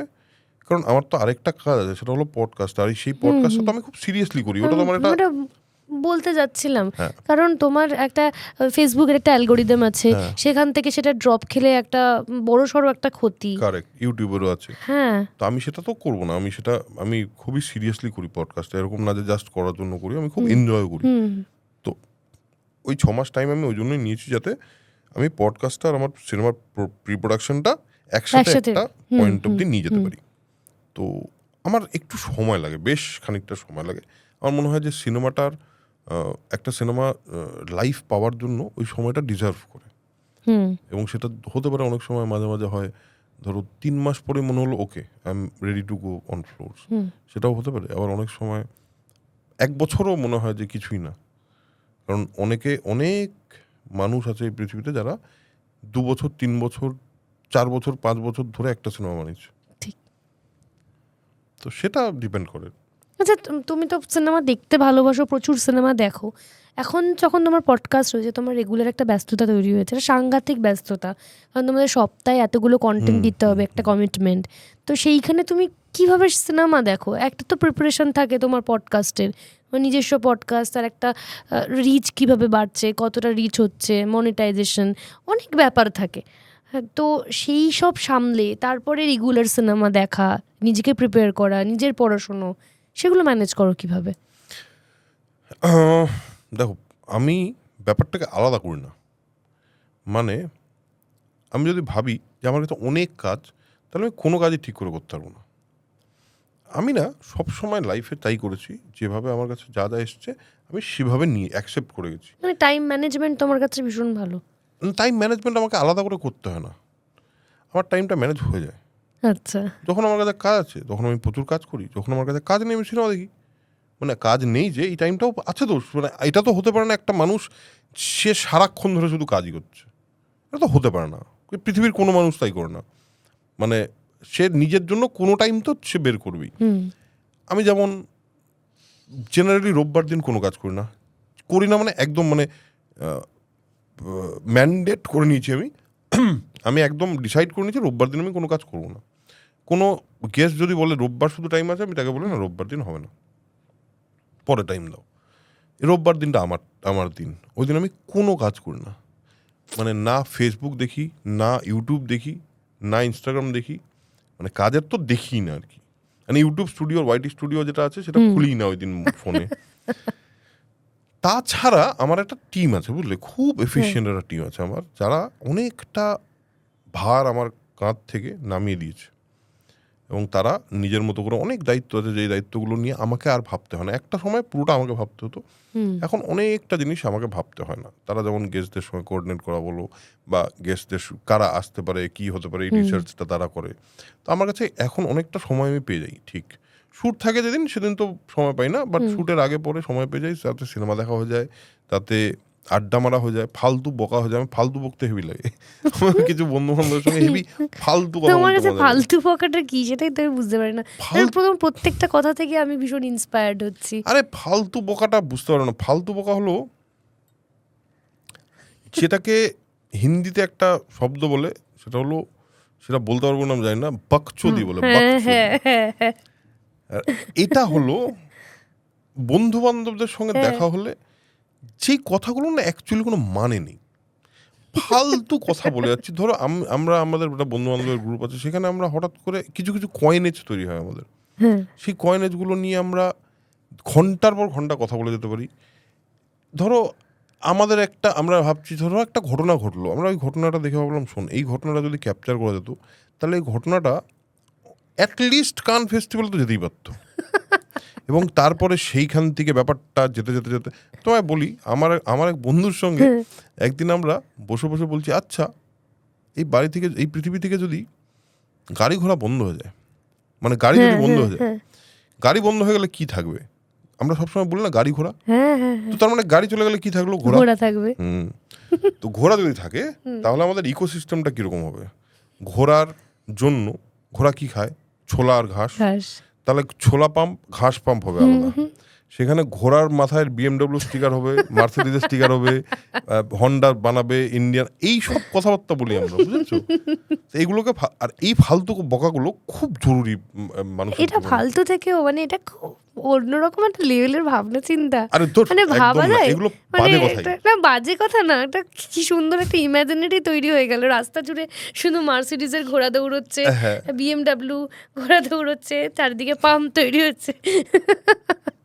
সেই সব আমরা এইগুলো কি জানো তো, এই ধরনের আড্ডাগুলো, এইসব আড্ডা কিন্তু আমি চেষ্টা করি, ধরো সপ্তাহে অন্তত একদিন এরকম একটা আড্ডা মারা, যেখানে কারো কোনো এজেন্ডা নেই, যেখানে নিজের রিফ্রেশমেন্ট শুধুমাত্র। হ্যাঁ, ওইটা খুব দরকার, জানো তো, ওটা প্রত্যেকটা মানুষের আমার মনে হয় দরকার। কারণ আমিও অনেক বেশি সবসময় তো পডকাস্টে সিরিয়াস কথা বলি, তোমার সঙ্গে এসেও এখানেও তো আমরা সিরিয়াস কথা অনেক বলে ফেললাম, কিন্তু তার বাইরেও নিজেকে সেন রাখার জন্য, নিজেকে ঠিক রাখার জন্য এই ধরনের আড্ডা খুব জরুরি হয়ে যায়। তো সেই সময় আমি করে নিই, সেই সময় আমি ঠিক বের করে নিই সময়। তোমার সেন্স অফ হিউমার অন্যরকমই লাগছে আমার এখন তোমার কথা শুনে। হ্যাঁ, আমার একটা উইয়ার্ড সেন্স অফ হিউমার আছে, সেটা লোকজন যাদেরকে আমি অপমান করি তারা বেশি জানে। আমি আমার বন্ধু বান্ধবদের খুব অপমান করি, আমার খুব ভালো লাগে অপমান করতে। অপমান বলতে মনে পড়লো যে তোমার কাছে রোস্টিং কি? রোস্টিং হলো এখন আমি যে বাইরের যে পডকাস্টগুলো দেখেছি, যেগুলো বিদেশে হয়, চূড়ান্ত লেভেলের রোস্টিং হয়, আর খুব হেলদি রোস্টিং, যে বাবা মাকেও ছাড়ে না, এরকম রোস্ট, মানে পডকাস্টে এরকম চরম লেভেলের রোস্টিং হয়, আমার বেশ ভালো লাগে দেখতে। এবার তোমার কেমন লাগে? আমি না খুব খুব অপমান করি লোকজনদের, মানে ডেকে ডেকে। ধরো একটা ছেলে আমাদের এই পডকাস্টের টিমে আছে, সে না এই কোনায় এরকম একটা কোনা ঢুকে একটা জিনিস ঠিক করতে গেছে। আমি ওকে বলেছি, এই বাবা তুই ওখানে ঢুকলি বেরোবে কি করে? ও আচ্ছা আচ্ছা, তুই তো ওই পার্টিকুলার পার্টিটা করিস, তারা তো যেখান থেকে খুশি বেরিয়ে যায়। বুঝেছো? এই ধরনের অপমান আমি করে থাকি, এবং আমার কাছে এই ধরনের রোস্টিং, আর আমার রোস্টিংয়ে কেউ কোনো খারাপ পায় না, কারণ ইন্টেনশনটা ঠিক থাকলেই হয়। আমার মনে হয় রোস্টিংটা is a very fun idea. হ্যাঁ, কাউকে অপমান করে যদি সে যদি বোঝে তার ইন্টেনশনটা খারাপ নয়, আমার যদি ইন্টেনশন কাউকে সত্যি সত্যি হার্ট করার না হয়, তাহলে কিন্তু লোকে হার্ট হয় না। তো রোস্টিং তো দুর্দান্ত জিনিস। আর আমি বলছি তোমার, আমার এক পরিচিত আছে, সে চেক জামা পরা ছেড়ে দিয়েছে, শুধু আমার অপমানের জন্য। কেন? এবার ঠিক এটা জামার সাথে? কেন এটা হয়েছে, একদিন একটা এরকম আমরা বসেছি আড্ডা মারতে, তো সেখানে একটি মেয়ে আসবে, সে জানে, তো সে জেনারেলি একটা টি শার্ট পরে আসে, সেদিনও একটা চেক জামা পরে এসছে। আমি সেটা নোটিস করেছি, আচ্ছা আজকে তুই এটা পরে এসছিস, তার কারণটা হলো এইটা। তো বলে ওকে আমি পুরো মানে প্রায় ঘন্টা 3 ধরে যে অপমান করেছি চেক জামা পরা নিয়ে, তারপর ওর থেকে ওয়ার্ড্রোবে আর কোনো চেক চেক জামা জামা এক্সিস্ট করে না। নেই। তো আমার কাছে রোস্টিংটা এরকম হ্যাঁ, খুব মজার। বাংলা পডকাস্টে রোস্টিং সেভাবে কেউ হয় শুরু না, করেনি। না। সেটা কারণ কি গেস্ট কোনোভাবে না, রোস্টিং করার জন্য একটা আলাদা লেভেল অফ ঠিক মাইন্ডসেট লাগে, মাইন্ডসেট লাগে এবং সেই পড়াশোনা এবং সেই ইন্টেনশনটা খুব দরকার হয়। ইন্টেনশনটা ঠিকঠাক দরকার হয়। হলে তো খুব ভালো হবে বাংলায়। আমিও তো চাই একটা রোস্টিং এর কিছু হোক বাংলায়, হচ্ছে না কিন্তু সেভাবে। তুমি শুরু করো। কেউ রোস্ট করছে না ঠিক করে। না, আমি রোস্ট করলে লোকে আমাকে ভাববে, আমার একটা ওই যে বললাম আমার একটা ইমেজ তৈরি হয়ে গেছে। আমাকে দিয়ে আমি রোস্ট করলে লোকের খুব একটা ভালো লাগবে না। ও মানে আরে উনি তো, আচ্ছা আপনার তাহলে শিল্প নিয়ে ভাবনা কি, এই ধরনের কথা বলি আমি। তো জেনারেলি তো সবাই তাই জানে, এটাই তো আমার ইমেজ। আচ্ছা আর্টিস্টের ট্রুথটা কি করে খুঁজে পাওয়া যাবে, এইগুলো তো আমি জিজ্ঞেস করি। তো জেনারেলি লোকে তো আমাকে যদি, আমি তো বলি আমাকে যদি রোস্ট করতে হয় আমি বলেও দেবো যে কোন কোন জায়গায় আমাকে রোস্ট করতে পারবি। কিরণ একটা ভিডিও করেছিল পডকাস্টার দিয়ে রোস্ট করা, সেখানে আমাকে মানে আমাকে রোস্ট করেনি বলে আমার কিন্তু হেভি রাগ হয়েছে। মানে এটা তুমি খুব মানে গ্ল্যাডলি অ্যাকসেপ্ট করো, মানে দেখতে ভালো। অবশ্যই আমাকে কেউ রোস্ট করলে খুবই খুশি হব আমি। আমি একটা কথা বলছি, উন্মেষ দার যেদিনকে হ্যাঁ। এপিসোডটা হয়েছিল, আর উন্মেষ দা তুমি তো রুনাবদার পডকাস্টে গেছিলে, আমি কিরম ধরনের প্রশ্নটা সেইভাবে দিয়ে ওর সাথে আমি ছ্যাবলামও মারছিলাম, আমি তোমার মতো করে কথা বলে মিমিক্রি করছিলাম। হ্যাঁ, সেটা কিরম একটু বল করে না শোনাও না, তুমি। এখন হবে না, এখন ওটা পারবে না? এখন পারবো না, কারণ উন্মেষদের সাথে বন্ধুর মতো সম্পর্ক, কারণ হ্যাঁ, আগেও কাজ মানে একসাথে কাজ উন্মেষ করেছি। খুব ভালো ছিল, হ্যাঁ। বিষয়টা ও এরকম ভাবেই কথা বলছে, হ্যাঁ। পুরো তোমার মতো করে কথা বলছে। হ্যাঁ স্বরলিপি বল, হ্যাঁ, তুমি এখন মানে ইউটিউব নিয়ে কি ভাবনা চিন্তাটা কিভাবে হ্যাঁ করছো? এক্স্যাক্টলি, কি ভাবছো বলো তো তোমার ইউটিউব নিয়ে? এই যে ইউটিউব এখন এই যে একটা নতুন সিস্টেম তৈরি হচ্ছে, আমি না নিজেও মাঝে মাঝে ভাবি, যখন আমি কথা বলি অ্যাকচুয়ালি তো ওটা আমার একটা সাইড, কিন্তু ওটা কিন্তু আমার নর্মাল সাইড। না না, এরকম না যে ওটা আমার আমার চাপানো। খুব ভালো লাগে। আমি লোকের ওই তো জন্য, ভালো লাগে। হ্যাঁ মানে আমার তো ভীষণই ভালো লাগে। কিন্তু আমি তোমার মানে আমার পডকাস্ট শো থাকলে কারোর, আমি আগে দেখে নিই সে তোমার পডকাস্টে গেছে কিনা, দেখে নিলে তারটা আগে ভালো করে শুনি তুমি কি বলছো তাকে। কিন্তু মানে ওই এছাড়াও একটা ব্যাপার হয়েছে, আমার খুব একটা সিরিয়াস ইমেজ তৈরি হচ্ছে, হ্যাঁ, তো সেইটা আমি জানি না। কিন্তু এটার জন্যই হয়তো পডকাস্টটা ভীষণ ক্লাসি। হতে পারে আমি জানি না, আমি তো নিজে বুঝতে তবে পারি না। তোমার সঙ্গে আড্ডা মেরে আমার দারুণ মজা লেগেছে। তবে Thank অনেক you. কিছু বলা হলো না, আমাদের একটা টাইমের ব্যাপার রয়েছে। অবশ্যই টাইমের ব্যাপার হ্যাঁ। আছে, আমরা বোধহয় অনেকক্ষণ কথা বলে ফেললাম না। না আমি জানি না, তবে আমাদের এখান থেকে মানে এইখানের চ্যানেলের অ্যালগোরিদম অনুযায়ী 1 ঘন্টা ম্যাক্সিমাম গেলে সেটা ভিউজ ঠিকঠাক হয়, কিন্তু তোমার সঙ্গে আমার মনে হচ্ছে অনেক প্রশ্ন করা হলো না, মানে তোমাকে আরও অনেকভাবে অনেক কিছু আমার জানার ছিল। আমি ভাবছিলাম মানে জবে থেকে তুমি বলেছো যে হ্যাঁ আমি আসবো, আমি ভাবিনি সত্যি যে তুমি হ্যাঁ বলবে। আরে এরকম কি আছে, এটা সত্যি কথা। তখন থেকে আমি ভাবছি না আমি এটা প্রশ্ন করবো, আমি লিখেও রেখেছি, আমি চ্যাটে মানে সেলফ চ্যাটে লিখেও রেখেছি। আমি জানি না বাড়ি গিয়ে আফসোস করবো এখন এটা প্রশ্ন না করতে ঠিক আছে ভুলে ঠিক আছে। গেলাম। এমনি তো আড্ডা মারা, এই যে আড্ডাটা মারলাম আমরা, তাতে আমি বেশ কিছু সিরিয়াস কথা বললাম, বেশ কিছু ফালতু কথা বললাম, সব নিয়ে যদি আড্ডাটা লোকের ভালো লাগে, আমাদের ভালো লাগবে, ব্যাস। তোমাদের কেমন লাগলো টকবক? খুবই ভালো লাগলো, খুবই মজা পেলাম, খুবই আনন্দ পেলাম। আমি অ্যাকচুয়ালি কোনো মানে আইডিয়া ছিল না যে উল্টো দিকে বসলেও যে আনন্দ হয়। সত্যি কথা বলছি, তোমার উল্টো দিকে বসে তো আমার চাপ হচ্ছিল তখন ধরে। হয়নি তো না পুরোটা না তো। না, এখন তারপর তো মজা পেয়ে গেলাম ব্যাপারটা বিষয়টা। হলো আমি বুঝতে পারিনি সত্যি উল্টো দিকে বসেও যে মজা পেতে পারি, উল্টো দিকে বসেও যে আড্ডা মারতে মজা লাগতে পারে। আমি তোমাকে প্রথমেই বলেছিলাম যে তোমার পডকাস্ট, তোমার মধ্যে একটা অনেস্টি দেখতে পেয়েছি আমি, যে তুমি খুব অনেস্টলি অ্যাপ্রোচ করেছো পডকাস্টটা, সেটা আমি এখনো সেম ফিল করলাম। Thank you. খুবই মজা লাগলো, দারুণ লাগলো আড্ডা মেরে। আপনারাও সোল কানেকশন পডকাস্ট দেখুন। এবং তুমি টকবকের দর্শকদের কি বলবে বলো? আমি টকবকদের দর্শকদের বলবো যে স্বরলিপি একটি পডকাস্ট চ্যানেল শুরু করেছে, যেটা আস্তে আস্তে গ্রো করছে এবং লোকজনের ভালোবাসা পাচ্ছে। আমি আপনাদের বলবো যে যদি কনভারসেশন চলতে আপনাদের যদি ভালো লাগে, যদি আপনারা আমার অডিয়েন্স হন, তাহলে অবশ্যই এই চ্যানেলটাও সাবস্ক্রাইব করবেন, কারণ এই চ্যানেলেও স্বরলিপি চেষ্টা করে যে একটা ভালো কনভারসেশন ক্রিয়েট করার, এবং সবচেয়ে বড় কথা ওর মধ্যে একটা অনেস্টি দেখতে পেয়েছি আমি, যেটা বোধহয় আপনারাও দেখতে পারবেন। সো বেশি দেরি না, এক্ষুনি নিচে গিয়ে সাবস্ক্রাইব বাটনটা ক্লিক করে একটা বেল আইকন আছে ওটা টাং করে বাজিয়ে দিন। অরুণবদা বলে দিয়েছে। এই হচ্ছে, আমি প্রথমেই যেটা বললাম, হোস্ট যদি ওই পাশে থাকে তাহলে আপনাকে বেশি কথা একদমই বলতে হবে না, সেই পুরো শোটাকে এগিয়ে নিয়ে যাবে। অরুণবদাও ঠিক তাই করেছে। তো দেখতে থাকুন আমাদের পডকাস্ট। আর যেটা বলতে ভুলে গেছিলাম সেটা হচ্ছে, আমাদের চ্যানেল যখন শুরু হয়েছিল একদম প্রথমে, তখন অনেক কমেন্টস আসতো। তো আমরা একটা সেকশন শুরু করেছিলাম ডিজিপত্র, যেখানে মানুষের যে কমেন্টসগুলো খুব ভালো লাগতো সেগুলোকে পড়ে শোনাবার, প্লাস যারা যারা মানে যে গেস্টকে চাইছেন সেই গেস্টকে আনানোর। প্রায় পর 3-4টে কমেন্টে তোমার নাম এসেছিল। তাই নাকি? হ্যাঁ, আমি পড়েও ছিলাম। অরুণব খাসনবিশ। তো প্রত্যেকের ইচ্ছে ছিল যে তোমার সম্পর্কে জানার। আমি জানি না কতটুকু সেখানে আমি এক্সিকিউট করতে পেরেছি বা কতটা এক্সপ্লোর করতে পেরেছি, আমি জানি না। আমি জিজ্ঞাসা করিনি তুমি ছোটবেলা থেকে কিরম ছিলে, দুষ্টু ছিলে না শান্ত ছিলে। আমি পারিনি জিজ্ঞেস করতে। কোথাও গিয়ে মনে হচ্ছে এই প্রশ্নটা করবো, বোকা বোকা ভাববে না তো? হ্যাঁ, তুমি কি প্রেম করেছো না করনি, এটাও কি বোকা বোকা ভাববে যে এই টিপিক্যাল মিডিয়া পার্সনদের মতো প্রশ্ন করছে? আমি এগুলো জিজ্ঞেস করিনি। এগুলো আপনারা যদি পারেন, ফেসবুক আছে, মেসেঞ্জার আছে, গিয়ে জিজ্ঞাসা করবেন। আর যেটা বলার সেটা হচ্ছে, অরুণবদা খুব ভালো লাগলো, আবার তোমাকে একদিন চাই, কারণ যে প্রশ্নগুলো আমি ভুলে গেছি সেগুলো আবার করব। বেশ একদম ঠিক আছে, কোনো অসুবিধা নেই। আমারও দারুণ লাগলো, এবং আলটিমেটলি ওই যত প্রশ্ন আছে সব প্রশ্নই কোথাও না কোথাও কেউ না কেউ করেই দেয়, এবং আমার সম্পর্কে যে লোকে জানতে চেয়েছে এটা জেনেও ভালো লাগে। সত্যি না, পরপর অনেক আমি সেগুলো পড়েও ছিলাম। আমরা চেষ্টা করেছি পরপর সবাইকে আনার। আমি তখনই তোমাকে ফ্রেন্ড রিকোয়েস্ট পাঠিয়েছিলাম, তার আগে অবধি ফ্রেন্ড রিকোয়েস্ট পাঠানোর সাহস হয়নি। আমাকে জানি না কেন লোকে একটুখানি ভয় টয় পায় আমি ওরকম না, কিন্তু আমি বিশ্বাস করুন আমি কামড়াইও না, আমি কিছু তারাও করি না, কিচ্ছু করি না, আমাকে তাও লোকে না, তুমি খুব মজার মানুষ। মানে আমি আজকে খুব মজা পেয়েছি তোমার সঙ্গে আড্ডা দিয়ে। তো আমি অ্যাকচুয়ালি আমারও খুব ভালো লাগলো। আর এই যে মানুষজন চেয়েছে আমাকে দেখতে বা আমার ব্যাপারে শুনতে, আমি তোমাকে কমেন্টে স্ক্রিনশট পাঠিয়ে দেবো পরপর সব কমেন্টে। খুবই ভালো লাগলো, এবং আজকে সত্যি আমি খুবই এনজয় করলাম। থ্যাংক ইউ অরুণবদা, থ্যাংক ইউ। তাড়াতাড়ি সাবস্ক্রাইব করুন টকবক। তার সঙ্গে সঙ্গে যারা সোল কানেকশন দেখেন না, আমার মনে হয় না এরকম কেউ আছেন মানে যারা দেখেননি এখনো বা সাবস্ক্রাইব করেননি। যদিও বা কেউ থেকে থাকেন তাহলে আগে গিয়ে সাবস্ক্রাইব করে আসুন। আমরা দুজন হোস্টই চেষ্টা করছি, অরুণবদা অনেক ওপরে, আমি সবে শুরু করেছি। আমাদের দুজনের পাশেই থাকবেন, দেখতে থাকুন টকবক, দেখতে থাকুন সোল কানেকশন।